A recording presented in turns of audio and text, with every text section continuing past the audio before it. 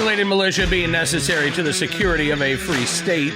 The right of the people to keep and bear arms shall not be infringed. Welcome to another edition of Bearing Arms, Cam and Company. My name is Cam Edwards. I am so glad you've joined the program today.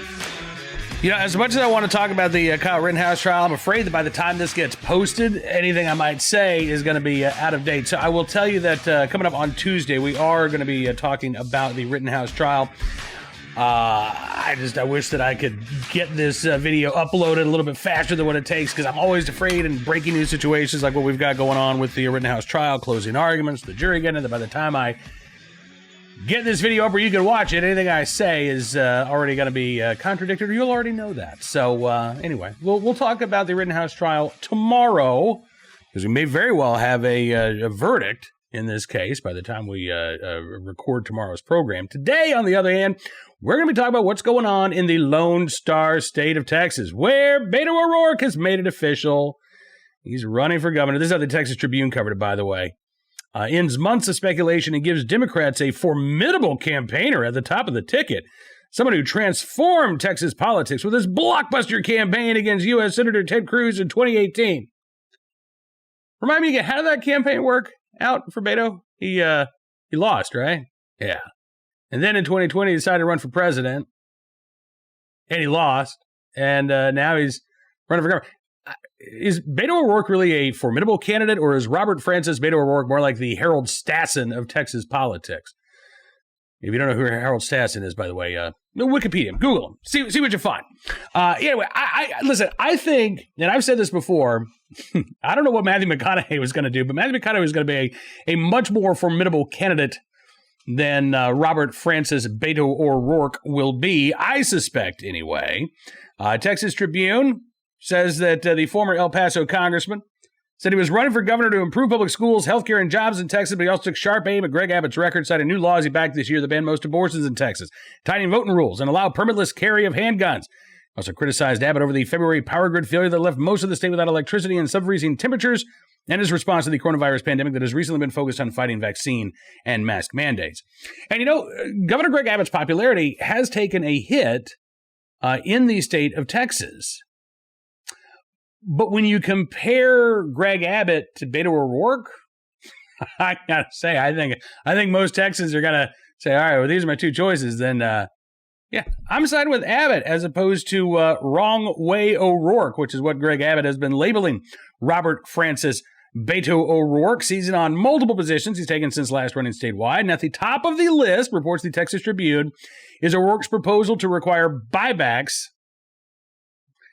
Let's call them what they are. They're not buybacks because the government didn't sell you these guns in the first place. These are compensated confiscation programs. And Beto O'Rourke wants to, he ran for president. Hell yes, we're going to take your AR-15s. Hell yes, we're coming for your AK-47s, right? That's how he ran for president. We saw how well that worked out. But now Robert Francis Beto O'Rourke apparently wants to try to do the same thing only statewide in the state of Texas. Yeah. He says he's not backing away. He says, I think most Texans can agree, maybe all Texans can agree, that we should not see our friends, our family members, our neighbors shot up with weapons that were originally designed for use on a battlefield. I think that Texans can agree that violent crime is a horrible thing, but I also think that most Texans will agree that banning one of the most commonly owned firearms in the country is unconstitutional. And it is, I would argue, not only a violation of our Second Amendment rights, but even if you, like Robert Francis Beto O'Rourke, don't really think that we have a right to keep and bear arms, I would argue that banning these firearms does far more harm than good. Why? Well, think about it.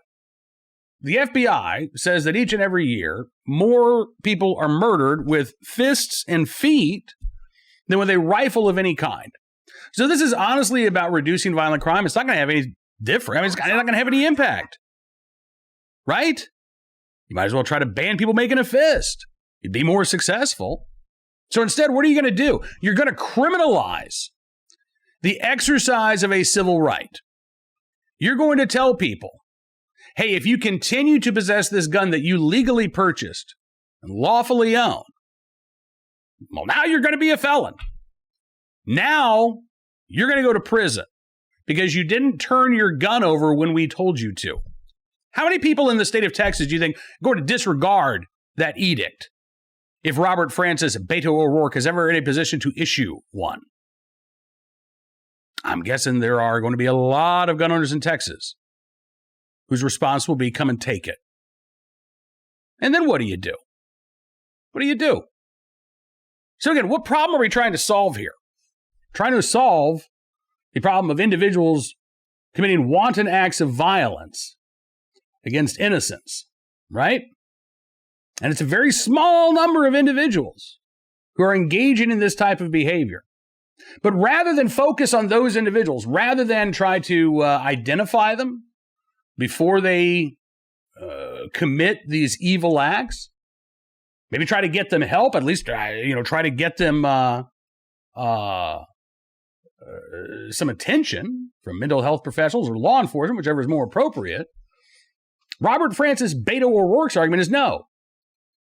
We don't need to do that at all. What we need to do is, instead of dealing with this very small universe of individuals who are a threat to themselves and others, we need to actually focus on everybody else, right?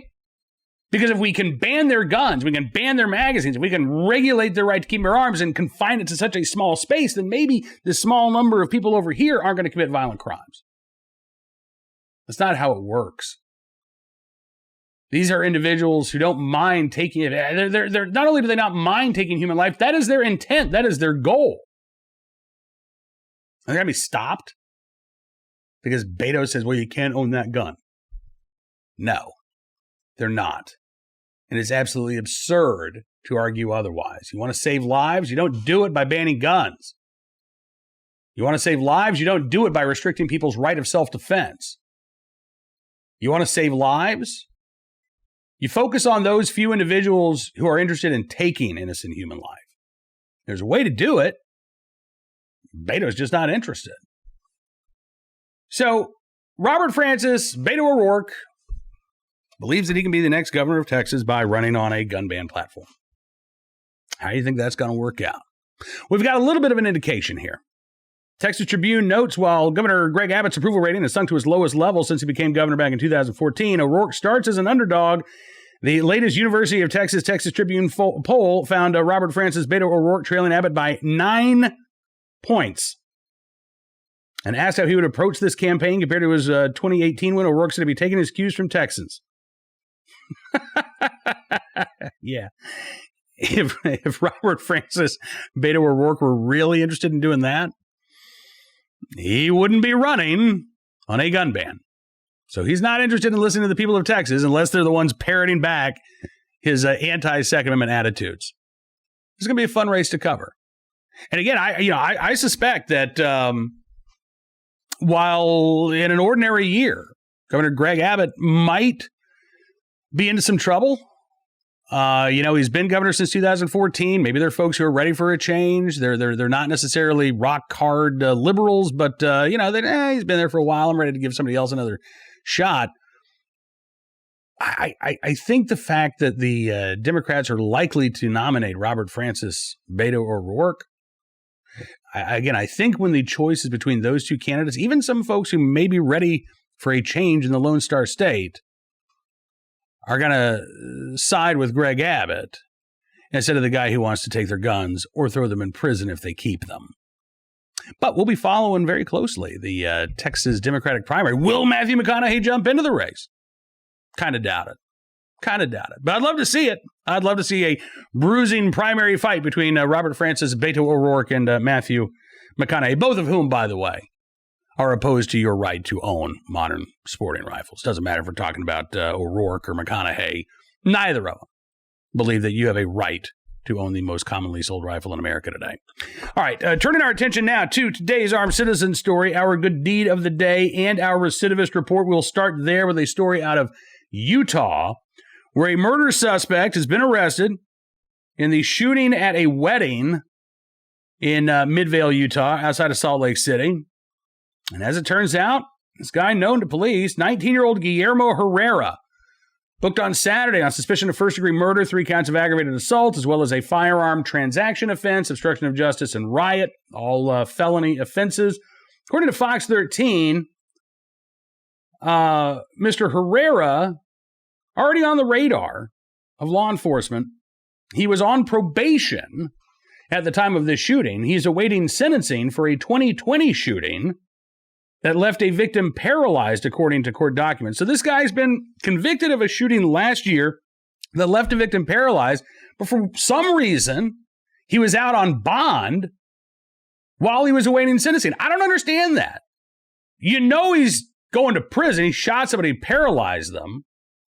Why not keep him behind bars until his sentencing if you want to apply the time that he spent from the guilty verdict or the guilty plea to the time that he was sentenced? If you want to apply that as part of his sentence, fine.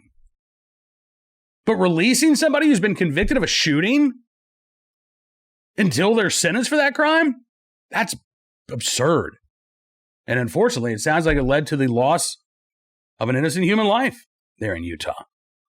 Now, today's armed citizen story from the U.S. territory of Guam, where the Second Amendment does actually apply. There's been some debate about that. Guam used to have some of the most restrictive gun laws imaginable, but even the Heller and McDonald decisions apply to a U.S. territory. And so over the past decade or so, there have been gun stores that have opened up in Guam. There have been ranges. It is now possible for you to buy a handgun, and it is possible for you to act in self-defense or defense of another, which is what happened here. I put a gun in his face. Neighbor stops home invasion on the island of Guam. This is from the Pacific Daily News. The armed citizen in question, Albert Manansala, who heard a commotion at his neighbor's home on a recent Monday morning, looked through a window, saw a guy trying to force himself into the house. Manansala says, I grabbed my gun, and I went and I made sure that the front area is clean because you don't know how many there are, and then I ran back and I saw him and I chased him. He said, I put a gun in his face and I said, I want to see your hands. Let me see your hands. I don't want to shoot you today. The man that he stopped, a guy named Eric Fortes, had been released from prison just a couple of days earlier, serving time on a theft by receiving charge after he was found driving a stolen vehicle in 2019. He'd also been charged with a drug offense in 2018. And shortly before Manansala intervened, he was apparently trying to get into that neighbor's home, reaching through the door, grabbing at the residents inside. So this wasn't even a matter of a burglary. This was a guy trying to get inside an occupied home with the residents inside, very concerned for their life. And the struggle to keep Fortes out, homeowners repeatedly slammed the door on his arm, but he continued to try to force his way inside, according to court documents. Manansala owns a hobby shop in Dededo, Guam. He says, the day was so lucky I didn't get to work early. He said, imagine if I went to work on time that day. He could have killed my neighbors, and I would have felt really bad that I wasn't there. Well, Fortes arrived. Police arrived. They arrested Fortes. He's been charged with home invasion, burglary, assault, and harassment. Thankfully, the crime did not escalate any further because Mr. Manansala was there with his firearm, able to hold that suspect until police arrived. And who knows, very well, may have saved some lives in the process. Now, today's good deed of the day from Greensboro, North Carolina, where a police officer in the right place, at the right time, willing and able to do the right thing, for a gentleman who was in the midst of a mental health crisis. This was it was a couple of weeks ago. It was back on October the 20th, apparently, when this officer T.S. Emmons, responded to a person sitting on the guardrail along I-40 in Greensboro, North Carolina. Emmons said he was paranoid, he was agitated, he was saying a bunch of things. Said I was trying to get him away from the travel lane because he was walking right on the yellow line. He said cars were swerving. He almost got hit a few times before I could get him away. And so he's communicating with this individual who, again, is walking, right on the line in between, busy traffic and the basically the breakdown lane. And the guy tried to lunge in front of cars. Emmons says I jumped with him. He said I was able to grab a hold of him, bring him back over the shoulder, and just kind of hold him there until other officers could arrive because he was still trying to get back up and go into traffic. Officer Emmons said he eventually was able to calm the man down. He said it felt like a lifetime, but it was probably like 2 minutes. He said, I think he recognized that he needed help once he realized we were there to help him and not harm him. And Emmons says that, you know what? If you are if you're having a crisis, if you've reached that point, he said, reach out. Don't feel ashamed to reach out. He says there's always somebody willing to talk to you. And as a result of that life-saving encounter, Officer Emmons says he plans to sign up for more training dedicated to help him deal with similar situations in the future. But I tell you what, he saved a life that day. So in the right place, at the right time, willing and able to do the right thing. Officer T.S. Emmons there in Greensboro, North Carolina. We thank you for your very, very good deed. Now, that is all the time we've got for you on this edition of Bearing Arms Cam & Company. I do want to thank you for being a part of the program today. We will be back tomorrow. Yes, we're going to be talking about the Kyle Rittenhouse trial on the show. Hopefully, we may even have a jury verdict. I know what I think based on having watched most of the trial. Spending hours a day listening to the testimony. I don't believe that prosecutors have proven beyond a reasonable doubt that Kyle Rittenhouse was not acting in self-defense that night. But we'll see what a jury has to say. We're going to find out what you have to say as well. Don't forget, by the way, check out bearingarms.com throughout the weekday. Well, any day of the week, actually. We're updating the website on the weekends, too. But since this is a Monday, don't forget to check out the website throughout the course of the week for even more of the latest Second Amendment news stories that you need to know about. We've got you covered. If you like what you see, you can always become a VIP member. Just go to bearingarms.com/subscribe. Use the promo code GUNRIGHTS, and you'll get a significant discount on your VIP membership. That's going to give you exclusive analysis, commentary, news stories you won't find anywhere else. But also, it's a really good way for you to show your support for what we're doing here. It allows us to bring you programs like this each and every day. We're going to be traveling to the SHOT Show in Las Vegas and bringing you firsthand reports from there in the very near future. Couldn't do it without you. So until we talk again, be well, be safe, and be free.